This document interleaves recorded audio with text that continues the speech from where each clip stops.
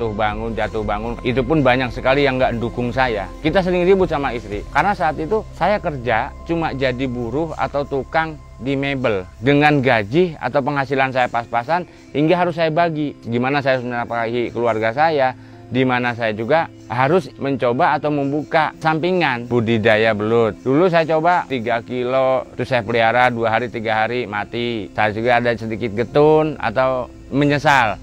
200.000 zaman dulu itu bagi saya cukup besar sekali. Parahnya lagi mungkin istri kita pun sering ribut sama istri. Sayang Pak, eman Pak, uang sekian jenengan cuman gitu aja, apa mending buat hal lain yang lebih berguna lagi, bermanfaat lagi gitu. Banyak kebutuhan-kebutuhan kita yang belum kita selesaikan dan segala macamnya. Namun saya juga harus mencoba. Kemudian saya ngumpet-ngumpet dari istri. Udahlah keributan yang pertama. Kemudian saya coba lagi. Masih ada lagi juga keributan yang kedua.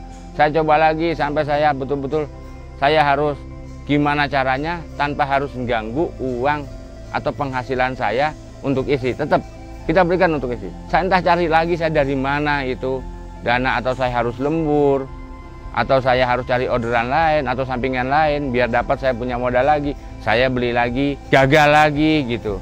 Hingga yang terakhir saya masih ingat tuh yang ketiga saya berhasil karena ada sedikit kebohongan yang saya lakukan. Namun kebohongan ini ya alhamdulillah sekarang sudah saya akui sama istri, dan karena sudah mulai terlihat lah sama istri dari hasilnya hingga akhirnya barulah saya mulai terbuka. Dulu yang berhasil itu saya mulai dari ya kebohongan, tapi ya ngapunten untuk teman-teman, tidak semua kebohongan itu bisa membawakan keberhasilan. Jadi jangan terlalu ditiru. Kebohongannya di mana? Dulu saya beli lagi belut, setelah saya bawa bibit belut ini, kemudian istri tanya, beli lagi belut kah? Nah ini gimana? Mati lagi, masa kita tiap hari harus makan belut? Nah sampai seperti itu sampai keluar kata-kata seperti itu. Hingga akhirnya, oh enggak, ini titipan. Ini teman nitip gitu. Saya bilang kalau saya udah bisa melihara belut, saya bilang gitu. Hingga akhirnya karena teman ini dia sibuk, dititipkanlah di saya. Hingga akhirnya saya peliharalah itu. Nah katanya sih kata teman ya kalau mau mati ya biar matilah. Ya namanya juga kita coba-coba gitu. Ya udah itu kita punya teman. Ya pun mati pun nggak jadi ribut ini. Ya, alhamdulillah. Malah itu yang berhasil. Nah kemudian istri pun tanya udah berhasil. Lah ini kok temennya yang nitipin ini nggak dikasih tahu. Kata teman udah saya konfirmasi, katanya suruh dikembangkan aja dulu, baru nanti bagi hasil. Ya udah saya kembangkan lagi. Pas saya mau pindah ke sini, barulah saya terus terang ya sama istri ya bahwanya dulu itu bukan temen, namun itu punya saya sendiri. Nah kenapa saya nggak terus terang? Kalau saya terus terang pasti ribut. Mungkin semuanya juga sama. Nah kemudian saat saya panen beberapa terpal itu, saya pun masih kesulitan kemana saya akan jual. Karena apa? Saya pun bingung. Pada saat itu saya tawarkan ke tetangga pun atau ke saudara atau ke teman itu dengan harga sekian, dan tidak semua orang itu tidak menyukai belut juga. Hingga akhirnya saya iseng-iseng, ada juga teman menawarkan ke saya atau memberikan saran kenapa nggak di post di sosmed saya gitu kan, baik itu di grup-grup WA atau grup Facebook. Hingga akhirnya saya coba. Nah mulailah dari situ, mulai saya tahu ternyata di luar sana itu masih banyak juga orang-orang yang menyukai kuliner belut, baik itu untuk sambal belut, mungkin ada keripik belut. Nah di situ setelah saya post banyak juga yang pesan. Hingga akhirnya saat itu juga saya kerja, saya kembangkan yang tadinya dari 6, kemudian saya tambah lagi 20 kolam. Nah sekarang di rumah sudah sempit tempatnya, kemudian saya cari tempat yang betul-betul lebar. Nah di sini inilah tempat yang baru yang saya tempatin begitu. Dan sekarang alhamdulillah saya sudah ada 200 kolam di sini. Banyak sekali berbudidaya ikan nila atau ikan-ikan air pada umumnya itu banyak, namun untuk belut ini masih jarang sekali. Sedangkan harga pasar ini atau pesan pasar ini itu masih tinggi, hingga saya sendiri pun masih kewalahan dari pesanan pasar, hingga saya harus membagi beberapa tempat. Dari beberapa tempat pun itu kita harus bagi berapa persen ke setiap pelanggan saya. Untuk budidaya belut yang benar itu ada beberapa faktor. Faktor yang pertama itu pembuatan media. Terkadang orang sering terkecoh dengan bentuk rupa media yang kita miliki. Kita hanya melihat dari sisi kasat mata tanpa melihat atau mengecek pH, seberapa pH yang seharusnya digunakan untuk belut. Nah, untuk amoniaknya kita belum cek amoniaknya seperti apa, untuk belut sudah netral apa belum, yang kemudian biogasnya itu masih tinggi atau tidak.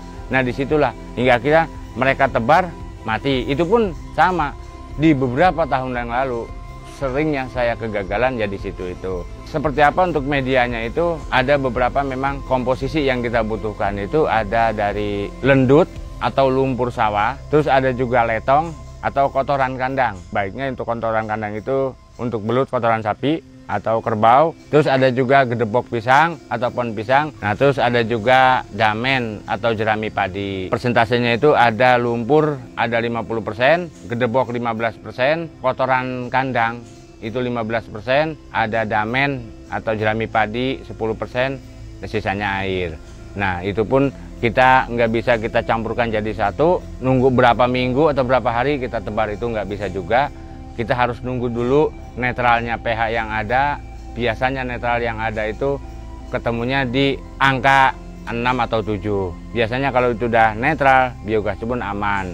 Nah, itu pun kita harus tunggu berapa hari, 3 hari, 4 hari, baru kita tebar bibit-bibit belut. Adapun pakan-pakan yang kita gunakan selain unsur pakan yang ada dari hasil fermentasi, yaitu hasilkan cacing, saya pribadi saya sering memberikannya dengan pakan tambahan. Kita bisa menggunakan usus ayam atau daging ayam, atau bisa juga kita kasih kiong atau bekicot, kita cincang-cincang. Belut mau panen seberapa pun bisa kita jual. Bahkan yang paling bibit sekalipun itu bisa jadi bahan konsumsi, bisa jadi peyek. Nah, yang besar bisa jadi untuk sambal belut. Nah, jadi untuk panen, seberapa lama panen, itu saya nggak bisa menentukan. Yang menentukan kita semua atau panjenengan nanti yang akan berbudidaya juga. Nah, itu jenengan mau jual seberapa itu terserah. Di samping saya ada beberapa tanaman air, ada juga di sini ada kangkung, ada eceng gondok, ada genjer. Apa tujuan dari tanaman ini? Itu hanya untuk melindungi si belut dari terik matahari secara langsung. Itu yang pertama. Yang kedua, fungsinya lagi untuk menarik atau meresap oksigen dari daun, batang, hingga ke akar. Itu menambah oksigen. Yang ketiga, fungsinya lagi yaitu untuk memperindah kita saat kita melihat. Nah, jenengan bisa tengok dan bisa bayangkan apabila tidak saya berikan tanaman air, mungkin semuanya nampak gersang, hanya lumpur lah yang kita tengok. Untuk teman-teman, saudara-saudara semua dimanapun berada, jika panjenengan semua tertarik, ingin berkunjung kemari, silahkan. Pintu tempat kami terbuka untuk siapapun. Yang jelas, cita-cita saya yang kedua itu bukan sekedar saya harus mendapatkan hasil atau income dari usaha ini, namun saya juga memberikan motivasi untuk semua yang saat ini mungkin saat ini lagi bingung cari kerjaan atau gimana. Tidak ada yang bingung selagi kita mau, nggak harus dimulai dari dengan nominal tinggi. Dengan saya pun dulu saya hanya memiliki dana kurang lebih ya sekitar 200 sampai 300 ribu. Saya gunakan ada gentong nganggur atau tidak terpakai di rumah, kemudian saya gunakan. Saya hanya beli bibit, lumpur saya cari sendiri. Dari situlah tidak harus kita tengok untuk buka usaha harus dengan modal atau budget yang tinggi. Intinya malah saya menyarankan kepada seluruh teman-teman atau siapapun yang mau budidaya belut, nggak usah khawatir. Selagi kita mau, selagi kita bisa, semangat, ada niat, insya Allah ada kesuksesan buat kita semua. Konfirmasi bisa melalui nomor handphone saya. Berapa nomor handphonenya? 0821 3806 4682. Terima kasih juga atas telah menonton tayangan ini. Namun jangan lupa subscribe Cap Capung. Matur sembah nuwun.